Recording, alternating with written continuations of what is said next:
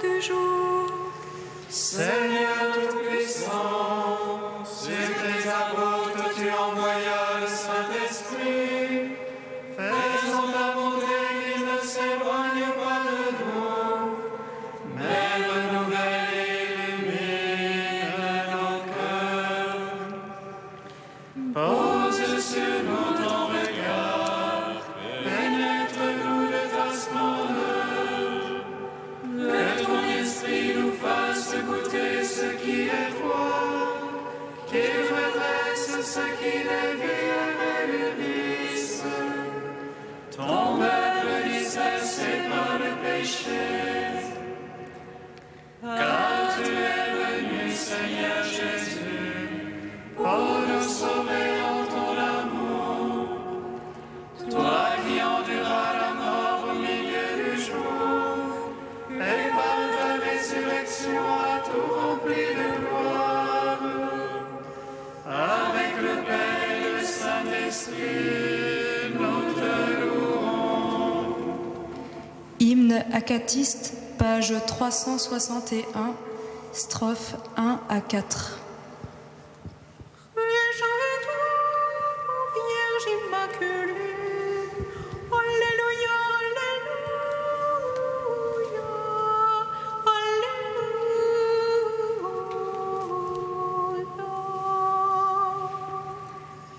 Réjouis-toi, ô Vierge Immaculée. Alléluia, alléluia, alléluia.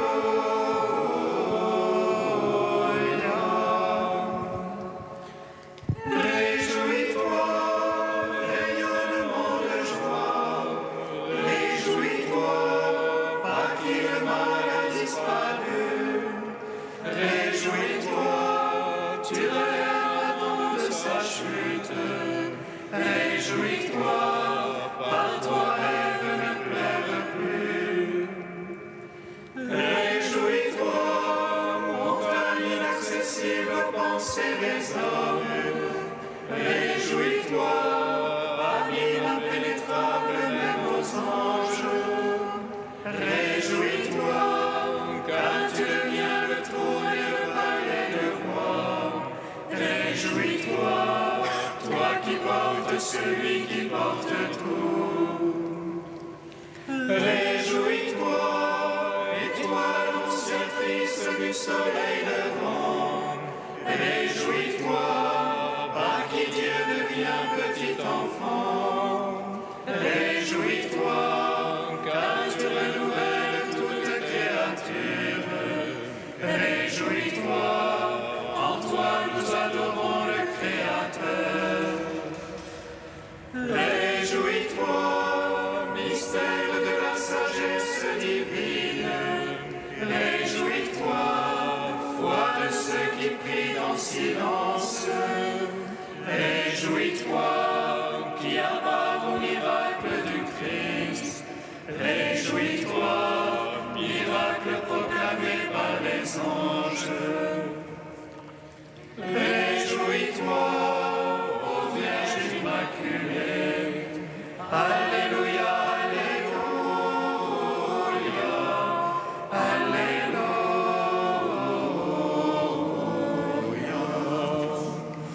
Psaume 118, strophe 8.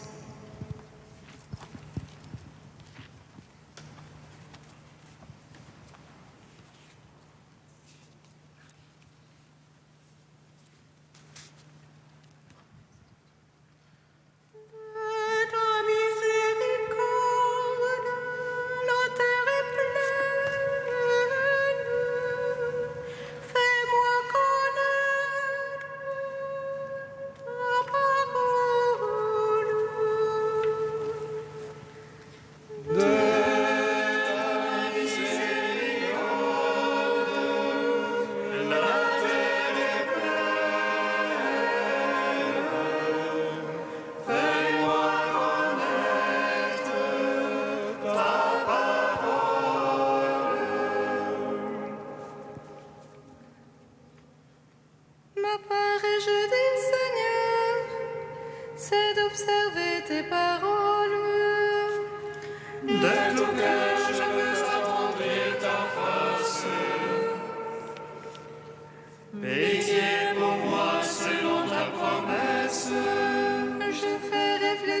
sur mes voies et je reviens à ton témoignage.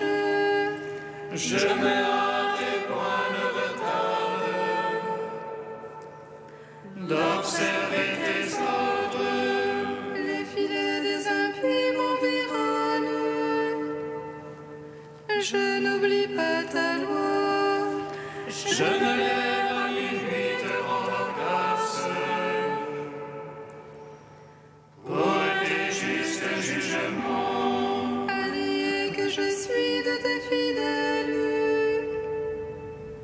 qui observent tes préceptes. De ton amour, Seigneur, la terre est pleine. Apprends-moi tes volontés. Gloire au Père, au Fils, au Saint-Esprit, pour les siècles des siècles. Amen. De ta miséricorde, la terre est pleine. Fais-moi connaître ta parole. Psaume 86. Avant tous les siècles, le Seigneur t'a aimé, et tu as fait sa joie parmi les enfants des hommes. Avant tous les siècles, le Seigneur t'a aimé, et tu as fait sa joie parmi les enfants des hommes. Sa fondation sous les saintes montagnes, le Seigneur l'a chérie. Il préfère les portes de Sion aux autres demeures de Jacob. Il parle de toi pour ta gloire, cité des dieux. Je compterai Babylone parmi ceux qui me connaissent. Tire la Philistie ou l'Éthiopie, un tel y est né. Mais Sion, chacun lui dit d'elle, car en elle chacun est né. Et lui l'assure en sa place, le Très-Haut, le Seigneur. Il inscrit au registre les peuples, un tel y est né. Et les princes parmi les cœurs, tous sont en toi leur demeure. Gloire au Père, au Fils, au Saint-Esprit, pour les siècles des siècles. Amen. Avant tous les siècles, le Seigneur t'a aimé, et tu as fait sa joie parmi les enfants des hommes. Psaume 121. Oh ma joie quand on m'a dit allons à la maison du Seigneur. Et maintenant s'arrêtent nos pas dans tes portes, Jérusalem. Jérusalem bâtie comme une ville où tout ensemble fait corps. C'est là que montent les tribus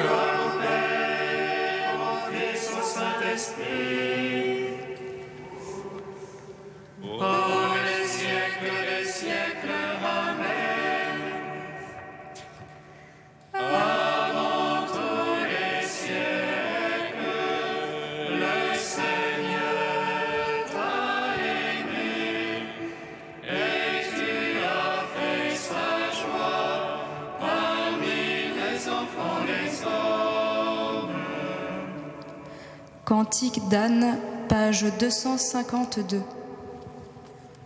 cœur bondit de joie pour le Seigneur, mon front se relève pour mon Dieu. Ma bouche se rit de mes rivaux, oui, j'exulte en ton salut. Point de saint comme le Seigneur, point de rocher comme notre Dieu. Rien en dehors de toi, moins de paroles hautaines, assez d'insolence à la bouche. Le Seigneur est le Dieu du savoir, ce qu'il a fait dans l'ordre. L'arc des forts se brise, mais les chétifs ont la vigueur pour ceinture. Les rebuts s'embauchent pour du pain, les affamés n'ont plus à travailler. Quand la stérile enfante cette fois, la femme en nombre fils se fertile. Le Seigneur fait mourir et fait vivre, il fait descendre aux enfers et en ramène. Le Seigneur appauvrit et enrichit, il abaisse mais aussi il relève. De la poussière il retire le faible, et du fumier il relève le pauvre. Pour l'asseoir au rang des princes, lui a signé un trône de gloire. Car au Seigneur sont les colonnes de la terre, sur elles il a posé le monde. Il veille sur les pas de ses amis, mais les impies disparaîtront dans les ténèbres. Ce n'est pas dans la force qu'on triomphe, les rivaux du Seigneur seront brisés. Le Très-Haut trône dans les cieux, le Seigneur juge les lointains de la terre. Il donne puissance à son roi, il relève le front de son Christ. Gloire au Père, au Fils, au Saint-Esprit, pour les siècles des siècles. Amen.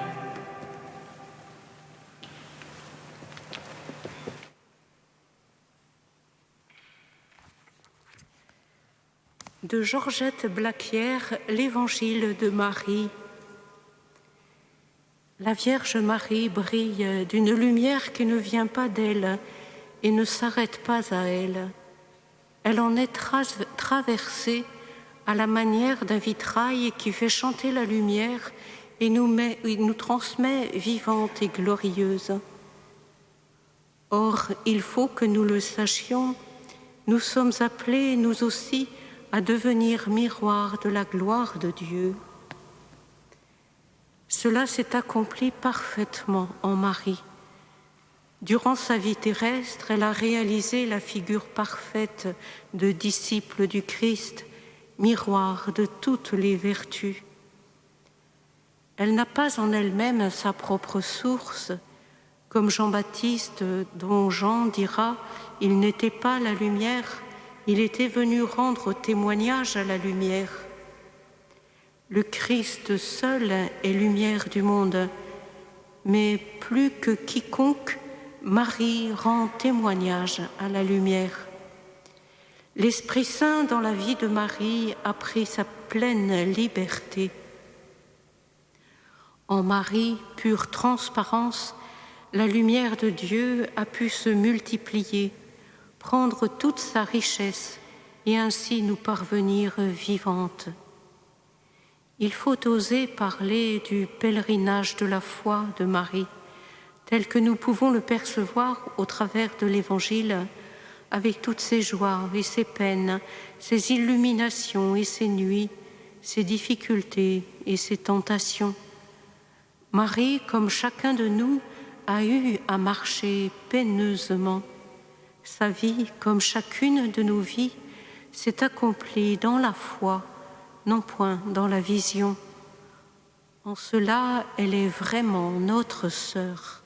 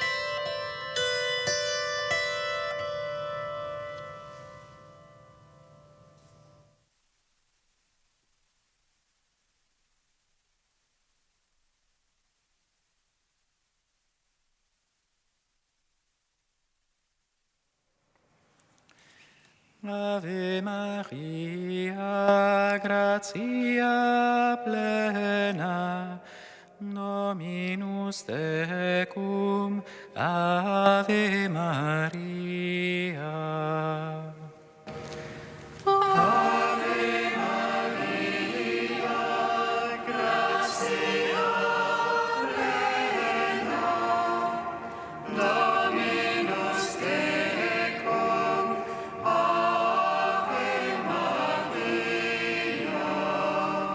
Une hostilité entre toi et la femme, entre ta descendance et sa descendance. Ave Maria, gratia plena, Dominus tecum, Ave Maria.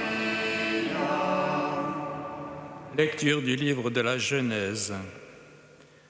Quand l'homme eut désobéi à Dieu, le Seigneur Dieu l'appela et lui dit : « Où es-tu donc » L'homme répondit : « Je t'ai entendu dans le jardin, j'ai pris peur parce que je suis nu et je me suis caché. »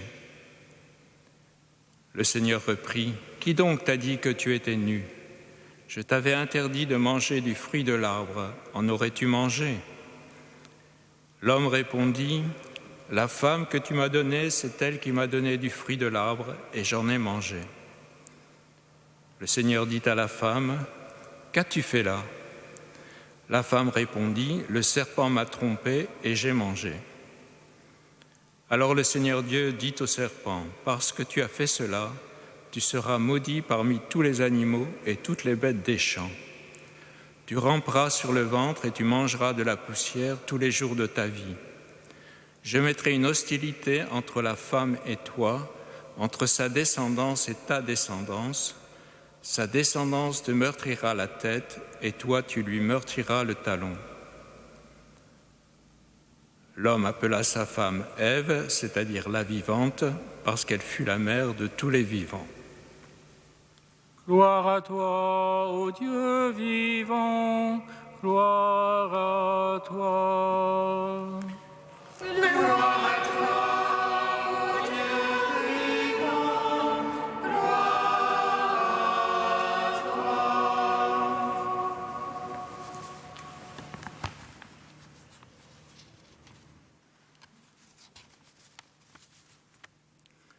Cette page du livre de la Genèse que nous venons d'entendre est parfois appelée protévangile, c'est-à-dire première bonne nouvelle, parce qu'elle est la première annonce d'une victoire sur l'esprit du mal.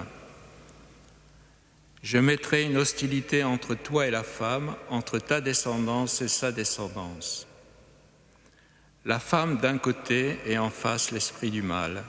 Ève et Marie d'une part, Satan d'autre part. Mais ces deux figures de femmes ne prennent sens que sur un fond qu'on appelle communément l'histoire du salut. Ève d'abord, cette pauvre Ève, à qui la tradition a imputé l'origine de nos malheurs. On lit dans la première lettre à Timothée, au chapitre 2, verset 14, « Ce n'est pas Adam qui a été trompé par le serpent, c'est la femme qui s'est laissée tromper et qui est tombée dans la transgression. » On ne fait pas plus misogyne. Si nous lisons bien le texte de la Genèse, on voit que Dieu avait donné l'ordre de ne pas manger d'un certain arbre. Tous les arbres du jardin étaient permis à la consommation à l'exception d'un seul. Et malheureusement, Ève et Adam auraient transgressé ce seul et unique commandement qui leur avait été donné. Sans cette transgression, Adam et Ève n'auraient pas été chassés du jardin, l'histoire humaine aurait été différente. Bref, Adam et Ève ont modifié complètement le projet divin et nous ont mis dans un salpêtrin. Mais au moins, ils ont appris ce que c'est que la responsabilité, à savoir que tout acte a des conséquences. À la décharge d'Ève, il faut rappeler que ce n'est pas elle qui est à l'origine du mal, c'est le serpent. Ensuite, on notera que l'ordre de ne pas manger de l'arbre de la connaissance a été donné à Adam, avant même qu'Ève ne soit créée. On est en droit d'imaginer qu'Adam n'a pas transmis correctement la consigne. Enfin, si Ève propose à Adam de goûter au fruit défendu, c'est bien la moindre des choses, surtout si elle était amoureuse d'Adam. Dans cette histoire de péché originel, il faut bien voir que l'homme n'est pas grand-chose, mais que la bonne nouvelle, c'est que Dieu y tient. Il tient à l'homme comme il tient à son projet. Ce projet de Dieu, c'est de faire de nous ses enfants. C'est cela le salut, voulu dès l'origine, avant même le péché. Un salut plus originel encore que le péché. Et le péché, c'est depuis l'origine le refus de ce salut proposé. On ne comprend le péché que par rapport au salut offert et refusé. Le salut n'est pas le péché réparé, c'est le péché qui est le salut refusé. Ce que nous appelons péché originel, ce n'est pas seulement l'événement de ce premier refus d'Adam, c'est aussi sa contagion au long des siècles, tel que tout homme est maintenant empêtré dans le réseau du mal. Il y a ainsi une sorte de péché collectif de l'humanité. Je mettrai une hostilité entre toi et la femme, entre ta descendance et sa descendance. Pour comprendre la place de Marie dans l'œuvre du salut, l'Église est partie de ce fait central. Marie est mère de Jésus, elle reçoit la mission d'être la mère du Sauveur. En scrutant ce fait central, l'Église dégage progressivement plusieurs aspects. Jésus est le Fils unique de Dieu, vrai Dieu et né du vrai Dieu. Marie doit donc être dite mère de Dieu.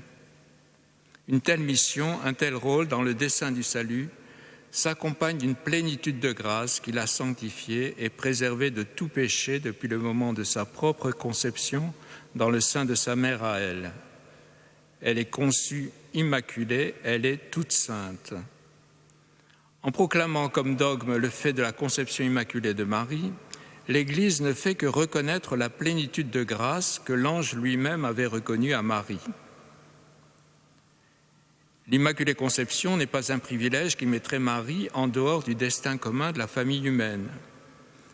L'Immaculée Conception maintient que Marie a été rachetée au même titre que tout être humain, mais d'une manière différente, par préservation et non par purification. Marie doit toujours être présentée comme une créature de Dieu, comme notre sœur en humanité.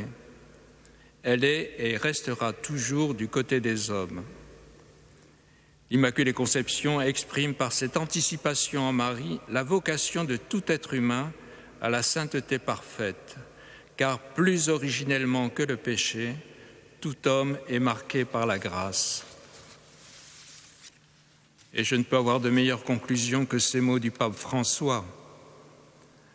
Cette fête montre comment Dieu agit dès le commencement de notre histoire. Après qu'Adam et Ève eurent péché, Dieu n'a pas voulu que l'humanité demeure seule et en proie au mal.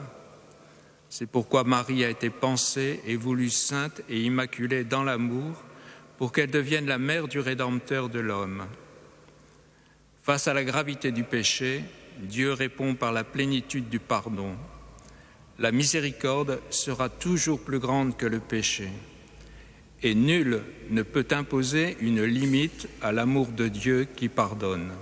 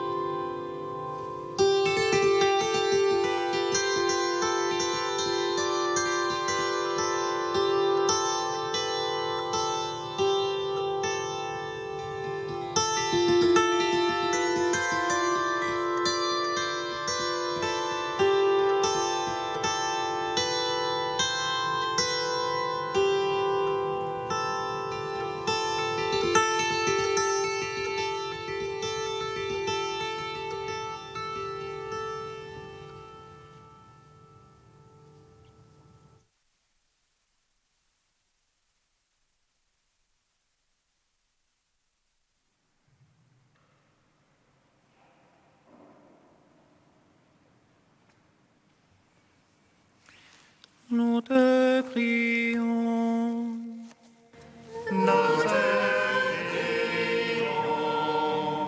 Pour l'Église épouse du Verbe incarné, afin que sa sainteté immaculée resplendisse toujours davantage.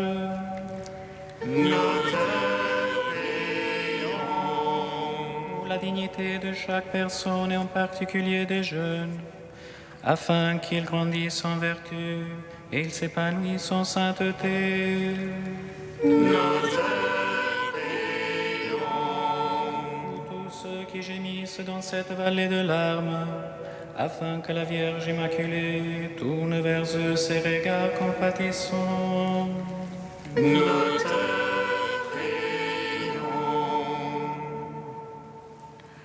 Tu es saint Dieu, tu es saint fort, saint immortel, prends pitié de nous.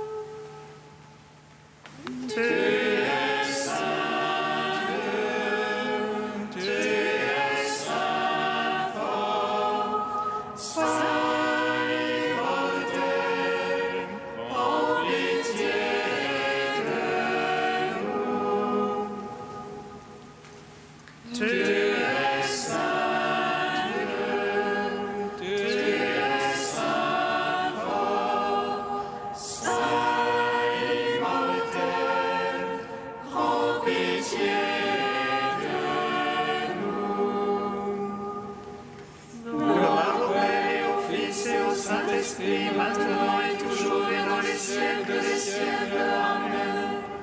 Saint immortel, prends pitié de nous.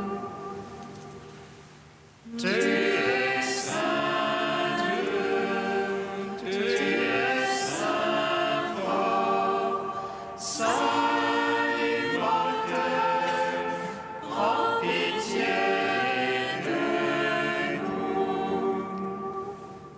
Unis dans le même esprit, nous pouvons dire avec confiance la prière que nous avons reçue du Sauveur. Notre Père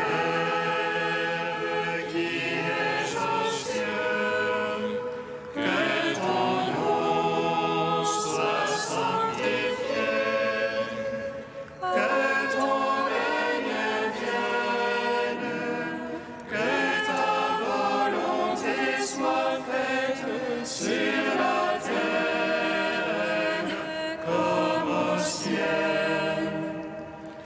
Donne-nous aujourd'hui notre pain de ce jour.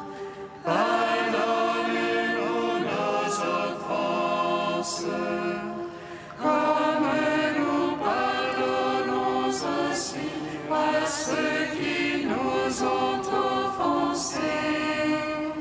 Et ne nous soumets pas à la tentation, mais délivre-nous du mal. Seigneur, tu as préparé à ton Fils une demeure digne de lui par la conception immaculée de la Vierge. Puisque tu l'as préservé de tout péché par une grâce venant déjà de la mort de ton Fils, accorde-nous à l'intercession de cette Mère très pure de parvenir jusqu'à toi, purifier nous aussi de tout mal. Par Jésus-Christ, ton Fils unique, notre Seigneur et notre Dieu, qui vit et règne avec toi dans l'unité de l'Esprit Saint, un seul Dieu pour les siècles des siècles. Bénissons le Seigneur. Nous rendons grâce à Dieu. Amen. L'ange annonça à Marie qu'elle serait la mère du Sauveur. Et conçue de l'Esprit Saint, réjouis-toi, Marie, pleine de grâce.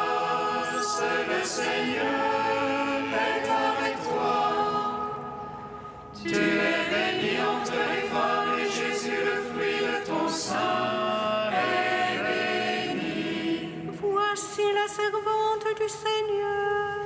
Qu'il me soit fait selon ta parole. Réjouis-toi, Marie, pleine de grâce, le Seigneur est avec toi. Tu es bénie entre les femmes et Jésus, le fruit de ton sein, est béni. Et le Verbe s'est fait chair.